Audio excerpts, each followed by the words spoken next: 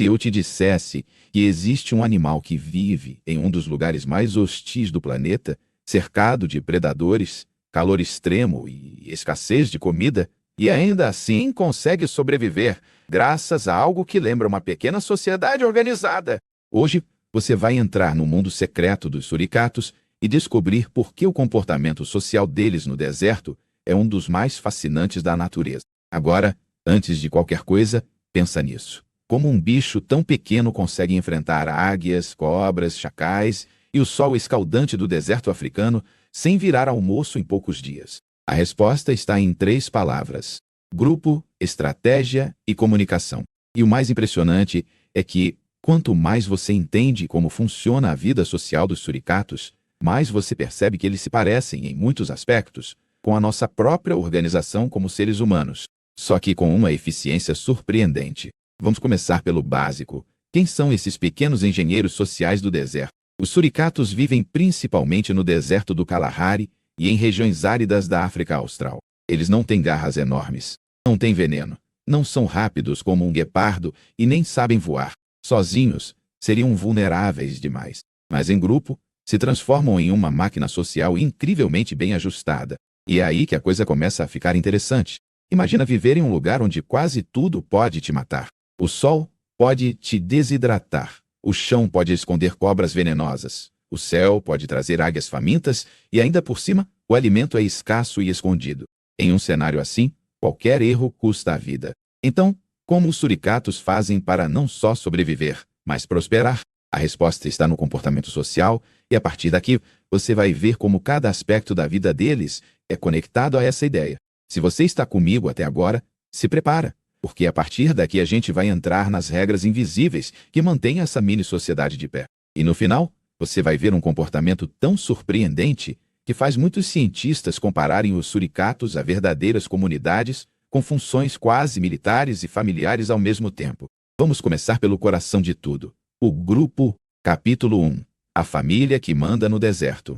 Você já pensou como seria viver em uma família onde praticamente todo mundo mora junto, trabalha junto, cria os filhos juntos e ainda divide o mesmo sistema de defesa? Esse é o dia a dia de um grupo de suricatos. Eles vivem em bandos que normalmente variam de 5 a 30 indivíduos, mas podem passar de 40 em algumas regiões com mais recursos. E aqui já tem um detalhe importante. Esse grupo não é uma bagunça. Ele tem hierarquia, papéis definidos e até regras sociais muito claras. No centro da maioria dos grupos de suricatos, existe um casal dominante. É como se fosse um casal-chefe daquela comunidade. Eles são os principais responsáveis pela reprodução. Em geral, a fêmea dominante é a mais importante do grupo, e ela pode ser bem rigorosa com qualquer fêmea submissa que tente engravidar. Em muitos casos, se outra fêmea do grupo fica prenha, a dominante pode expulsá-la, atacar ou até matar os filhotes. Parece cruel? Pode ser, mas isso aumenta muito as chances de sobrevivência da prole dominante, porque os recursos do grupo são direcionados principalmente a eles. Mas por que o grupo aceita isso? Por que os outros suricatos simplesmente não se rebelam? Aqui entra um dos pontos mais interessantes do comportamento social desses animais: parentesco e cooperação. Na maioria das vezes, os membros do grupo são parentes próximos, irmãos, primos, tios. Quando eles ajudam a criar os filhotes do casal dominante, na prática, estão ajudando a perpetuar genes muito parecidos com o seu. É como se investissem na própria família. Esse tipo de cooperação baseada em parentesco é algo que também vemos em abelhas, formigas e até em algumas sociedades humanas. Dentro do grupo, nem todo mundo faz a mesma coisa. Existem os reprodutores dominantes, os ajudantes que cuidam dos filhotes, os que passam mais tempo vigiando, os que são melhores em cavar e por aí vai. Não é que nasça escrito na testa de cada suricato qual será seu papel, mas, com o tempo, alguns indivíduos acabam se destacando em certas funções, e isso se encaixa nas necessidades do grupo. E aí, entra uma curiosidade que puxa o próximo ponto. Se todos estão tão ocupados cooperando e respeitando a hierarquia, como é que eles organizam o seu lar em um ambiente tão hostil? A resposta está debaixo da terra, literalmente. Capítulo 2. As cidades subterrâneas dos suricatos. Imagina uma casa com dezenas de entradas, vários túneis, diferentes salas, áreas de descanso, áreas de segurança, e tudo isso planejado para proteger você do calor, dos predadores e de tempestades de areia. É exatamente isso que um sistema de tocas de suricatos representa. Eles não vivem simplesmente no deserto. Eles vivem embaixo dele. Os suricatos são escavadores profissionais. Eles criam redes complexas de túneis que podem ter mais de 50 entradas diferentes. Essas tocas funcionam como um sistema de segurança em vários níveis. Se um predador aparece, todo mundo sabe para onde correr. Se um túnel é invadido, eles podem emergir por outra saída. Essa multiplicidade de entradas e saídas aumenta muito a chance de fuga. Além disso, a toca não é só refúgio contra predadores. Ela também é um ar-condicionado natural. No deserto, a temperatura na superfície pode ser escaldante durante o dia e muito fria à noite. Debaixo da terra, a variação é bem menor, o que torna a toca um ambiente ideal para descanso, sono, cuidado dos filhotes e recuperação de energia. Ainda está comigo? Porque agora vem um ponto muito curioso. Essas tocas nem sempre são feitas somente por suricatos. Em muitos casos, eles se aproveitam de buracos escavados por outros animais, como esquilos terrestres e tatos, e adaptam as estruturas. Ou seja, além de engenheiros, eles também são ótimos em reforma e reaproveitamento. Outro detalhe fascinante é que os suricatos não costumam ficar em uma única toca o tempo todo. Eles têm um território com várias tocas diferentes que podem ser usadas como bases secundárias. Isso significa que, se a comida fica escassa em uma área, o grupo pode se deslocar para outra região do território e usar outra toca como centro temporário. É quase como se tivessem uma rede de casas de verão pelo deserto. Mas, com tantas tocas, surge uma pergunta óbvia: como eles defendem esse território? Afinal, não é só o ambiente que é hostil, os vizinhos também podem ser. E é justamente aí que entra o próximo capítulo, onde as relações entre grupos e a defesa territorial revelam ainda mais sobre o comportamento social dos suricatos. Capítulo 3. Guerra Fria no deserto. Grupos, territórios e conflitos. Quando você pensa em um animal fofinho como o suricato, talvez não imagine que ele possa participar de verdadeiras guerras territoriais. Mas a realidade social deles é bem mais intensa do que parece. Cada grupo possui um território que pode chegar a vários quilômetros quadrados, e esse espaço não é simplesmente compartilhado com qualquer outro grupo que apareça. Pelo contrário, os encontros entre grupos de suricatos podem ser bem agressivos. Essas disputas geralmente são baseadas em exibição, localização e, às vezes, confronto físico. Quando dois grupos se aproximam, eles podem se alinhar frente a frente, arrepiar os pelos, levantar as caudas e emitir sons específicos.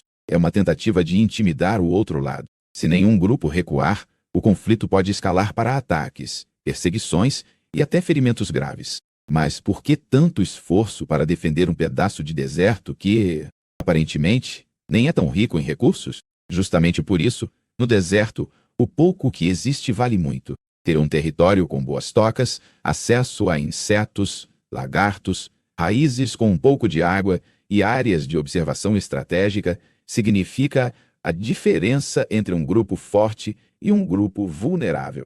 Para manter esse território, o grupo usa uma arma que você talvez não imaginasse: o cheiro. Os suricatos possuem glândulas odoríferas na região anal e embaixo da cauda. Eles esfregam essas glândulas em pedras, arbustos e até uns nos outros para marcar presença. Esse cheiro funciona como um aviso: essa área pertence a um grupo específico. E nos corpos, esse cheiro também ajuda a reforçar a coesão social, como uma espécie de assinatura de pertencimento. Se você ainda está comigo, agora vem uma das dinâmicas mais interessantes dessa estrutura social. O que acontece quando um indivíduo quer sair do grupo ou é expulso? Alguns suricatos, principalmente jovens, acabam se tornando dispersores. Eles deixam o grupo natal e vagam em busca de outro grupo para se unir ou de oportunidade para formar um novo. É uma fase arriscada, porque um suricato sozinho é presa fácil. Mas também é essencial para misturar genes entre grupos e evitar que as populações fiquem isoladas demais geneticamente. E nesse movimento de grupos, territórios e indivíduos dispersos, surge uma nova pergunta: como é que, em meio a tudo isso, eles ainda conseguem coordenar tarefas tão precisas como vigiar o céu, caçar, cuidar de filhotes e evitar cobras venenosas? A resposta está em algo que a gente muitas vezes associa só aos humanos: uma comunicação social muito bem desenvolvida. Capítulo 4. A linguagem secreta dos suricatos. Você já se perguntou Como um grupo de animais consegue se organizar tão bem, sem escrever, sem celular e sem reunião no Zoom? No caso dos suricatos, a resposta está em uma combinação refinada de vocalizações, postura corporal e até toques físicos. Os suricatos têm uma variedade impressionante de sons diferentes, cada um com um significado específico. Existem chamados para alertar sobre predadores aéreos, como águias, e outros para avisar sobre predadores terrestres, como chacais ou cobras. O mais incrível é que não é só perigo e pronto. Eles conseguem modular o tipo de som conforme o nível de urgência e a distância do predador. É como se tivessem diferentes níveis de alerta, quase como uma escala de segurança. Por exemplo, se um predador está distante e não é uma ameaça imediata, o chamado pode ser mais baixo e mais calmo, apenas para manter o grupo atento. Mas se o perigo está muito próximo, o som se torna mais agudo, rápido e repetitivo, o que desencadeia uma resposta quase imediata de fuga ou corrida para a toca mais próxima. Esse sistema de chamadas específicas é tão complexo que alguns pesquisadores comparam esse repertório a uma linguagem funcional, mesmo que não seja linguagem no sentido humano. E não é só sobre predadores. Existem vocalizações usadas para manter o grupo unido enquanto eles se alimentam ou se deslocam. Esses sons são mais suaves, como se fossem tudo bem por aí, constante entre os indivíduos. Se um suricato se distancia demais e para de ouvir esses chamados, pode entrar em alerta e se aproximar de novo. Além dos sons, a postura corporal também comunica muito. Quando um suricato se ergue nas patas traseiras, levanta a cabeça e fica imóvel olhando para o horizonte. Ele está em posição de sentinela. Essa postura é um sinal claro para o resto do grupo de que alguém está vigiando. Se o sentinela muda a postura subitamente, abaixa o corpo e corre, os outros entendem o recado sem precisar de uma palavra. Se você ainda está aqui, presta atenção nesse detalhe. Algumas pesquisas sugerem que os suricatos conseguem distinguir não só o tipo de predador, mas também a direção da ameaça, só pelo tipo de chamado emitido. Isso significa que eles não apenas avisam perigo, mas algo mais próximo de perigo vindo de cima ou perigo vindo do chão. Isso é um salto enorme em complexidade comunicativa no mundo animal. Agora, com tanta comunicação e coordenação, fica clara uma pergunta: quem é que decide quem faz o quê? Como um grupo tão numeroso se organiza para dividir funções como vigia, caçador, babá de filhotes e explorador? É aí que a gente entra em um dos comportamentos mais icônicos dos suricatos: o sistema de sentinelas e o trabalho coletivo diário. Capítulo 5. Sentinelas, caçadores e babás. O trabalho em equipe. Se existe uma imagem que quase todo mundo tem dos suricatos, é a de um deles, em pé, ereto, observando o horizonte como um guardinha do deserto. E essa imagem não é exagero. O sistema de vigilância deles é uma obra-prima da cooperação animal. Enquanto a maior parte do grupo está ocupada procurando alimento, um ou mais suricatos assumem o papel de sentinela. Eles sobem em pequenas elevações, pedras, montes de areia ou até galhos secos para ampliar o campo de visão. De lá de cima, observam o céu, o chão e os arredores em busca de qualquer sinal de perigo. Agora vem um ponto essencial. Esse trabalho de sentinela não é fixo.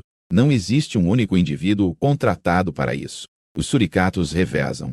Depois que um sentinela passa um tempo vigiando, outro pode assumir o posto. Enquanto o primeiro desce para se alimentar, isso reduz o esforço individual e aumenta a produtividade do grupo, porque ninguém fica sem comer o tempo todo. E por que alguém se daria ao trabalho de ser sentinela, expondo-se mais ao perigo enquanto os outros comem? Uma das explicações é que o sentinela, estando em altura, é também um dos primeiros a avistar o perigo e, portanto, um dos primeiros a correr. Outra possibilidade é que o comportamento de sentinela foi favorecido ao longo da evolução porque beneficia parentes. E assim, genes relacionados a essa disposição social foram sendo mantidos, mesmo que haja algum risco individual. Mas não para por aí. Dentro do grupo, também existem os indivíduos que assumem o papel de cuidar dos filhotes, os chamados babás. Enquanto as mães saem para caçar, outros adultos ou subadultos ficam na toca com os pequenos, aquecendo-os, protegendo-os e até ensinando comportamentos básicos. E aqui entra uma micro-recompensa de conhecimento extremamente interessante. Os suricatos não apenas alimentam os filhotes, eles ensinam os jovens a lidar com presas perigosas de forma gradual. Por exemplo, quando querem ensinar um filhote a matar um escorpião, os adultos podem trazer primeiro escorpiões mortos, depois escorpiões vivos, mas sem ferrão. e só mais tarde, escorpiões vivos e completos. Isso mostra um comportamento de ensino ativo, algo raro no reino animal. Se você ainda está me acompanhando, percebe que a complexidade está aumentando. A essa altura, já dá para entender que o comportamento social dos suricatos vai muito além de simplesmente viver em grupo. Eles compartilham tarefas, se organizam, ensinam os filhotes e coordenam ações de defesa e ataque. Mas falta explorar uma coisa que muita gente não espera encontrar em animais tão pequenos: alianças, conflitos internos e até algo parecido com política. Capítulo 6: Política, alianças e dramas sociais. Você acha que intriga, disputa de poder e alianças estratégicas são coisas só de séries de TV e sociedades humanas? Os suricatos mostram que não. Dentro de um grupo, a hierarquia não é estática. A fêmea dominante pode perder o posto. O macho dominante pode ser substituído.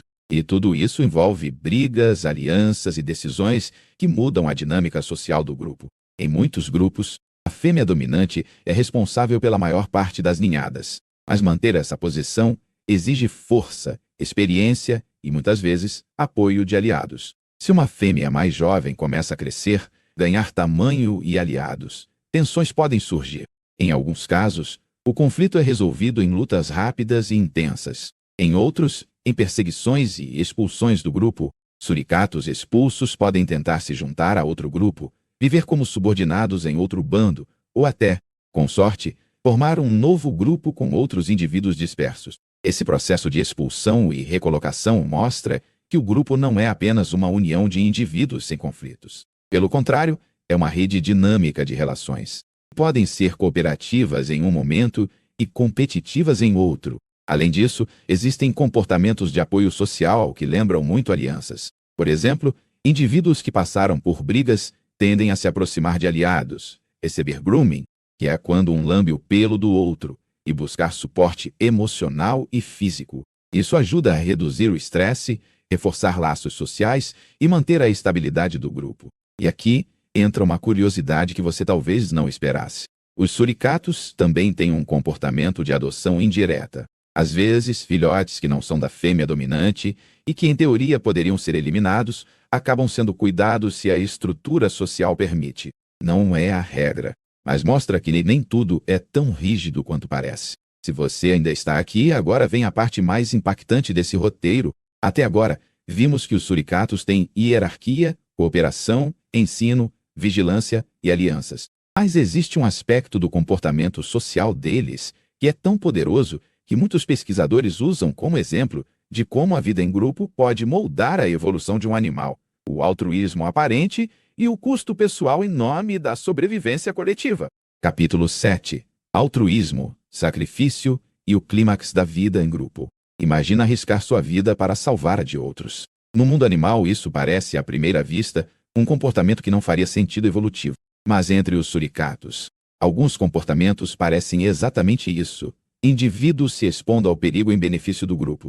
Um exemplo disso está nas interações com cobras venenosas. Os suricatos não só detectam cobras, eles podem confrontá-las. Em grupo, eles se aproximam, cercam, pulam para frente e para trás em movimentos rápidos e desorientadores, tentando intimidar o réptil e forçá-lo a recuar. Esse tipo de mobbing ou ataque coletivo é extremamente arriscado, especialmente para os indivíduos mais próximos da cobra. Ainda assim, esse comportamento reduz a chance de a cobra conseguir atacar um filhote ou pegar um suricato despreparado. Outro exemplo é o próprio papel de sentinela, que vimos há pouco, embora o sentinela tenha vantagens. Como estar em posição para perceber o perigo antes, ele também é o mais exposto visualmente ao predador. É ele que está mais visível no horizonte para uma águia, por exemplo. Mesmo assim, esse comportamento se consolidou ao longo da evolução, que aumenta muito a taxa de sobrevivência do grupo como um todo. E talvez um dos comportamentos mais tocantes seja a dedicação coletiva aos filhotes. Em muitos grupos, indivíduos que não estão se reproduzindo ativamente dedicam tempo, energia e até alimento aos jovens que não são seus filhos diretos. Eles trazem comida, ensinam a caçar, protegem e mantêm aquecidos. À primeira vista, isso parece um altruísmo puro, mas, pela lógica evolutiva, esses ajudantes estão, muitas vezes, investindo em irmãos, sobrinhos ou outros parentes, garantindo que seus genes, mesmo indiretamente, sejam passados adiante. Se você ainda está comigo, percebe que, no fim das contas, o comportamento social dos suricatos é uma mistura de altruísmo aparente, egoísmo genético, cooperação estratégica e sobrevivência coletiva. Nada disso seria possível se eles vivessem de forma isolada. O deserto é implacável com quem tenta sobreviver sozinho. Mas em grupo, com um sistema social extremamente refinado, eles não só aguentam o tranco, como constroem uma verdadeira sociedade. Agora, falta uma última peça para fechar esse quebra-cabeça de forma poderosa. O que, afinal, nós podemos aprender com o comportamento social dos suricatos no deserto? E como essa pequena criatura nos lembra de algo fundamental sobre viver em grupo? Capítulo 8. O que os suricatos nos ensinam sobre viver em sociedade? Olha que curioso. Quanto mais a gente aprofunda no comportamento social dos suricatos, mais eles deixam de ser só animais fofinhos em pé e começam a parecer um espelho em miniatura de algumas dinâmicas humanas. Eles têm liderança, conflitos de poder, cooperação extrema, comunicação complexa, ensino dos jovens e até algo que se parece com sacrifício pelo grupo. No fim das contas, o que mantém um grupo de suricatos vivo não é a força individual de cada um, mas a sincronia entre eles. Enquanto uns cavam, outros vigiam. Enquanto uns caçam, outros cuidam dos filhotes. Enquanto alguns disputam posição, outros garantem que a estrutura social não desmorone completamente. O grupo inteiro funciona como se fosse um organismo maior, em que cada indivíduo é uma célula com uma função específica. E aí vem uma reflexão importante. Em um dos ambientes mais difíceis do planeta, esses pequenos mamíferos mostram que a inteligência social pode ser tão ou mais importante do que garras afiadas, dentes enormes ou músculos poderosos. Eles compensam a fragilidade física com estratégia, cooperação e comunicação. Não é à toa que muitos pesquisadores usam os suricatos como modelo para estudar como a vida em grupo influencia a evolução do comportamento. Se você reparar, muita coisa que garante a sobrevivência dos suricatos também é fundamental para nós. Saber cooperar, saber quando liderar e quando seguir, aprender com os mais experientes, cuidar dos mais vulneráveis, comunicar perigo com clareza, distribuir funções, adaptar-se ao ambiente usando inteligência coletiva. No deserto, um suricato sozinho é uma presa fácil. Em grupo, é parte de uma sociedade capaz de enfrentar cobras, águias e o calor intenso. Da mesma forma, em muitos contextos, um ser humano sozinho é limitado, mas em grupo, com coordenação e propósito, consegue construir cidades, tecnologias e conhecimento. Então, quando você vira uma imagem de suricatos em pé, olhando para o horizonte, talvez agora veja muito mais do que apenas um bicho engraçado. Você vai enxergar um sistema social complexo, uma rede de relações, uma mini-sociedade que depende de confiança, comunicação e cooperação para existir. Para fechar, eu quero te deixar com duas coisas. Primeiro, um resumo rápido. Os suricatos só conseguem sobreviver no deserto graças ao seu comportamento social. Eles vivem em grupos organizados, com hierarquia, divisão de tarefas, sistemas de vigilância, ensino dos filhotes, defesa coletiva, comunicação vocal complexa, muitas vezes comportamentos de risco em benefício do grupo. Tudo isso transforma um animal fisicamente frágil em uma verdadeira potência social do deserto. E segundo, um convite. Se esse mergulho no mundo social dos suricatos te surpreendeu, comenta o que mais chamou sua atenção nesse comportamento coletivo tão sofisticado. Você achou mais impressionante o sistema de sentinelas, o cuidado com os filhotes, a comunicação ou as disputas internas de poder? E se quiser mais vídeos explorando o comportamento social de outros animais incríveis, já sabe o que fazer. Se inscreve, deixa o like, compartilha com alguém que também subestima o tamanho da inteligência desses pequenos guardiões do deserto.